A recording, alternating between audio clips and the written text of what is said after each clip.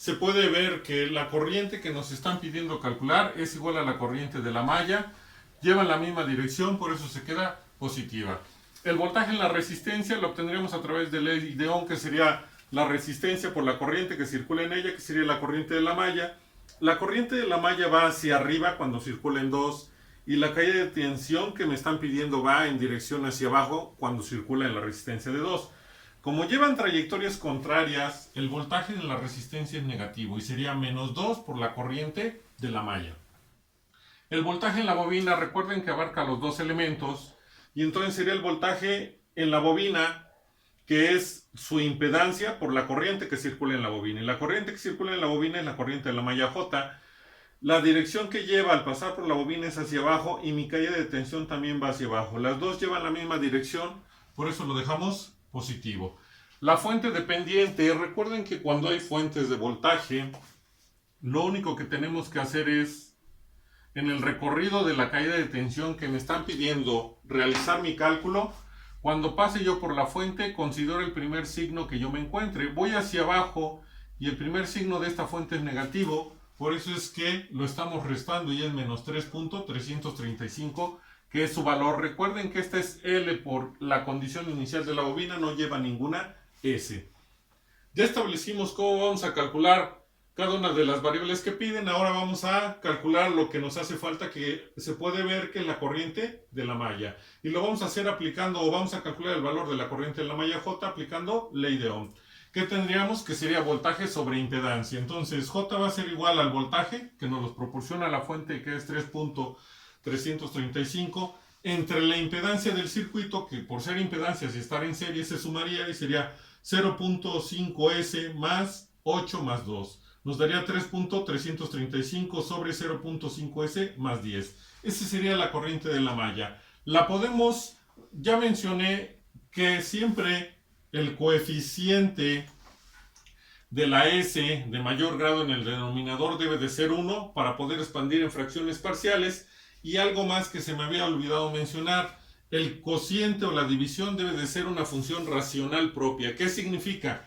Que el grado del polinomio del numerador siempre debe de ser menor al grado del polinomio del denominador para poder yo continuar mi trabajo y encontrar los resultados. Si eso no sucede, vamos a tener que trabajar para ajustar esa situación. Entonces, en este caso tenemos una función racional propia porque el polinomio del denominador es de mayor grado que el polinomio del numerador. En función de la S, aquí es 1 y aquí es 0. Como ya mencioné que el coeficiente de la S debe de ser 1, entonces dividimos, por ser una división, dividimos el numerador, todos los términos que pudiera tener mi denominador, entre el coeficiente de la S, que en este caso es 0.5, nos va a dar 6.67. Y todos los términos del denominador entre el coeficiente de la S, porque 0.5 entre 0.5 nos va a quedar S, y ya la S tiene como coeficiente 1. 10 entre 0.5 nos da 20. Y esto ya es una transformada directa y además es una variable que me están pidiendo. Entonces, del dominio de Laplace la transformo al dominio del tiempo y me va a quedar como 6.67 por e a la menos 20t y son amperes. No hemos terminado porque nos falta además el voltaje en la resistencia y tenemos que el voltaje en la resistencia es igual a menos 2 por la corriente de la malla. Ya conocemos la corriente de la malla, la multiplicamos por menos 2 y nos va a quedar menos 13.34 sobre S más 20. Como el coeficiente de la S ya es 1, no tenemos que hacer ninguna operación, únicamente transformamos, y ya la variable que nos pidieron la transformamos del dominio del tiempo al dominio de Laplace. Y entonces el voltaje en la resistencia en el tiempo va a ser igual a menos 13.34 por e a la menos 20t y son volts. Por último, faltaría el voltaje de la bobina y ya sabemos que es 0.5S por la corriente de la malla menos 3.335. Sustituimos valores y nos va a quedar el primer término de mi expresión como 3.335 por S sobre S más 20 menos 3.335. Empezamos con el álgebra para poder obtener resultados, máximo común divisor, operaciones, y se puede ver que este término se elimina con este término. Y lo único que nos queda es menos 66.7 sobre S más 20. De nuevo, como ya es el resultado, no hay que hacer absolutamente ya nada.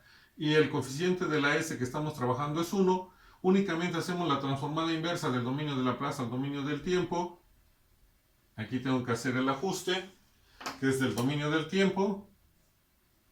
Y entonces el voltaje de la bobina en el dominio del tiempo es igual a menos 66.7 por E a la menos 20t.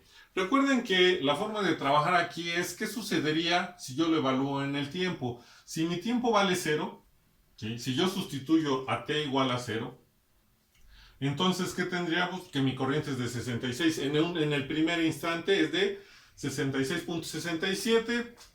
Tendremos un voltaje en la resistencia de 33.34 y un voltaje en la negativo, y en función de esta dirección. Recuerden que en las notas quedan datos entre comillas diferentes. El voltaje de la resistencia, eso me faltó decirlos. Esto que acabamos de obtener es una respuesta libre. ¿Por qué? Porque tuvimos condiciones iniciales, por eso hay una fuente dependiente, y en tiempos mayores que 0 recuerden que el circuito que vamos a trabajar solo tiene fuentes dependientes, no tiene fuentes reales. Cada vez que nos suceda eso, la respuesta es libre.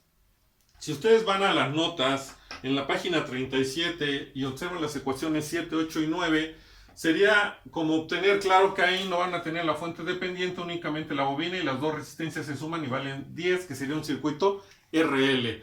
Y esa es otra pregunta que me hicieron. Un circuito que entra en resonancia debe de tener resistencia, bobina y capacitor. No puedes tener, cuando hablamos de circuitos RL, RC, son filtros, que también hay filtros RLC, pero no necesariamente el circuito va a entrar en resonancia. Para eso habría que hacer ciertos cálculos.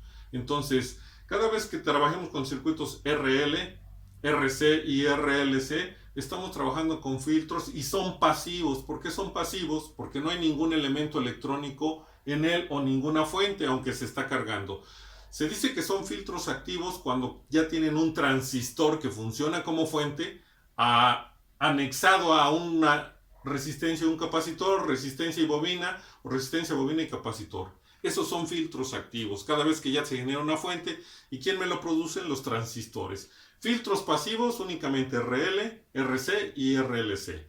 Y un circuito que entra en resonancia, que sería RLC, debe de tener otras características, que debe de tener una frecuencia de resonancia. Y aquí la frecuencia de trabajo es 0, porque todas las fuentes que estamos trabajando son de corriente directa. Entonces los circuitos que estamos viendo aquí no pueden entrar en resonancia porque su frecuencia de trabajo es 0. Si calculamos la frecuencia de trabajo para que entre en resonancia, entonces ya tenemos un circuito diferente. Bueno, entonces retomando, sustituimos valores de t para que me dé un resultado y poder saber en qué tiempo mi circuito está funcionando a toda su capacidad.